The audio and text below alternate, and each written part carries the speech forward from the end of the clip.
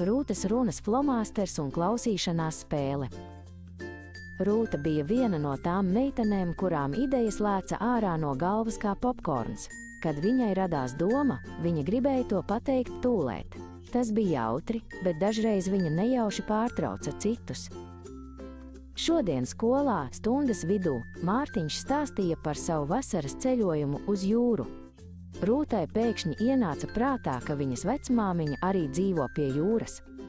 Viņa atvēra muti, lai kliegtu: "Man arī!" Bet pirms vārdi izlēca, viņa sajūta vieglu kņudēšanu pie mugursomas. Tur drošībā starp grāmatām gulēja Zigmārs Zīmulis, viņas runas flomasters. Zigmārs bija īpašs, jo viņš prata čukstēt. Pacietība, Rūta, Zigmārs klusi iečukstēja. Atceries mūsu klausīšanās spēli. Vispirms dzirdi, pēc tam runā.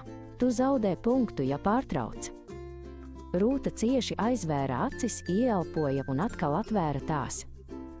Tagad viņa neskatījās uz Mārtiņu, lai atcerētos savu domu, bet gan lai dzirdētu viņa domu. Viņš stāstīja, ka viņa vecmāmiņa zvejojot noķērusi kurpi. Beidzot Mārtiņš teica, un tad mans tētis teica, ka tā bija labākā zivs, ko viņš redzējis. Viņš beidza runāt. Tagad bija Rūtas kārta.